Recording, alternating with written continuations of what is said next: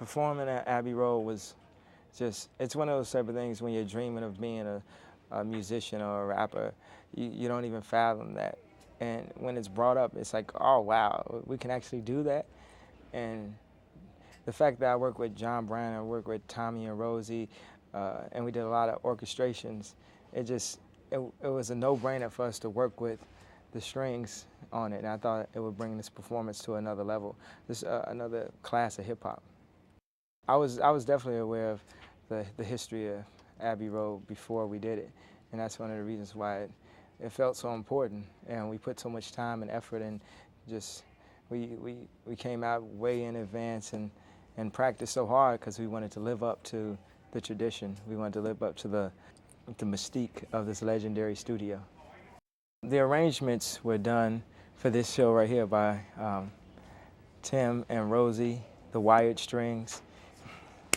I just appreciate them really helping us, and John Bryan, who worked with me on the album. We had a couple pieces of music that were already scored.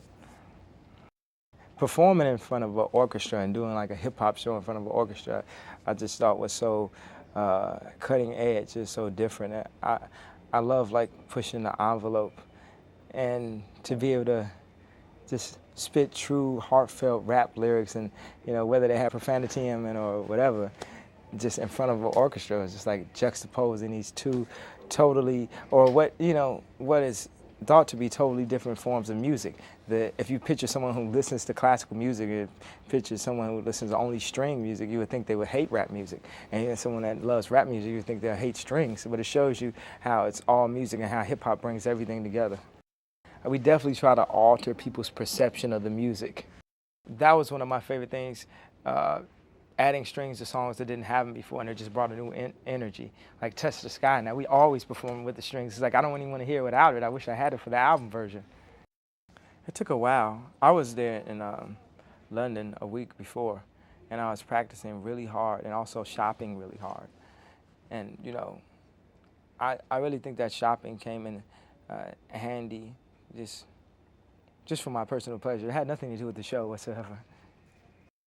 With John Legend coming out and playing the piano and A-Track scratching over that and us trying to get that timed up perfectly, we needed to go in and work with it a little bit. It wasn't just get on stage and do what you want to do. That was well thought out, and I wanted to bring them out as a surprise and everything, and people they just had a good time. I chose an all-female string section because I wanted to be on top of the girls, my voice that is. Me and Ivan basically came up with the whole vision, to put the rose there. I don't know. I'm a little iffy about the rose now in hindsight, but I guess it was cool. Maybe I should have did one or other, the rose or the handkerchief.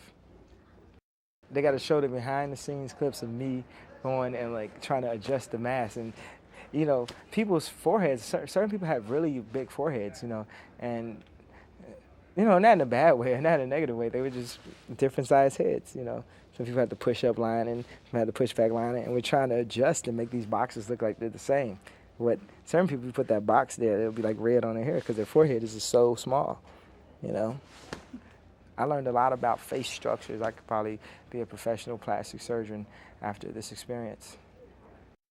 With my performance that night, when I hit the stage and we did Diamonds, I think a lot of people, they were so taken back by all the lights and the strings and, just how like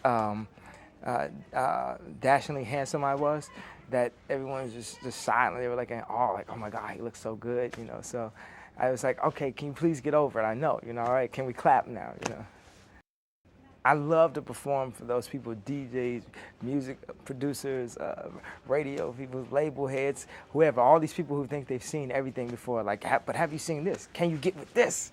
And that's the toughest crowd. I love the challenge, and just speaking to them and telling them, like, this is about the soul, and this is the reason why we got into the music in the first place, because we loved it, and I love it like this, and I want you to love it like this. So it was exciting. I love the challenge. And when I had John Legend as an opening act every night we would go out, would be one night closer to him not being on stage with me. I knew he was going to be a big star, and it would be hard to replace him once he went off to do his own tour. So anytime I could have him back on stage with me again, it just feels like where we all started. The crowd, at first they tried to get a little stuffy with me, a little bougie, and I said, you stop it, all right? You stop it, all right? All right. On one end, they say that English audience are harder, but I think English audience appreciate music even more. It's like they demand it. So if you give them a good show, a long show, a show with instrumentation, with meaning, with soul, with passion, they'll appreciate it more because I think they analyze everything. Well, Jay-Z and Beyonce, they were there, and L.A. Reid, they were all like dancing super hard just in the back, because if they were in the front, it would distract from the show a little bit, just a little, you know. I swear I was told not to swear, and also I swear I didn't care. You know, afterwards, you know, we hopped on LA's jet. Still, I was riding on thin-ass jets. I want it like that. Can I have it like that? And yes, we had it like that. We were on the jet flying back to New York, partying. I think we were watching Mean Girls. And that's how we partied. And we all on the plane back, we started arguing about what were the best movies. And all my best movies are like Coming to America, Meet the Parents, and all Jay's movies are just like gangster movies. It's like Godfather, 1, 2, Casino, Scarface, Goodfellas. I was like, hey, Jay, you like any movies about like regular people? I have superstitions like if my outfit isn't that good, the show is not going to be as pleasing to watch. Serious philosophies like that separate me from most artists. You know, the clothing, the acute attention to the detail, the fabric. Yeah, Abbey Road, just the concept of walking in that room and having the strings, and it felt like a kid in a candy store or artist in an art store. You just get all these paints and say, I could do this, I can do that. And playing with the lights was fun. And you know, having John be there with the piano, the instrumentation, the orchestration, all that, just it sent my mind racing. And now you'll see when I come back to Europe that the show is on an entire new level that's inspired by some of the concepts that we touched on at Abbey Roads. We touched them there, but now we touch the sky everywhere. I love people throwing out ideas. I hate when people tell me their ideas afterwards. Oh, I always thought that was bad. Why didn't you tell me before the fact? You know, so if anybody tells me something before the fact, constructive criticism, it's constructive if it's beforehand, it's negative if it's afterhand. I never liked that. Like, okay, things I could have found out yesterday, you know. So whenever somebody throws out an idea, I'm like open to it. The next stage of my career, you know, I'm always looking for new ideas, fresh ideas, because, you know, basically, I've accomplished in 2 years what takes, you know, artists 10 years, 20 years. So, you know, let me figure out what else I'm gonna do, you know. You know, we won Grammys, #1 records. You know, my first album, it came out less than 2 years ago, mind you. I don't know, I'll figure out something good to do.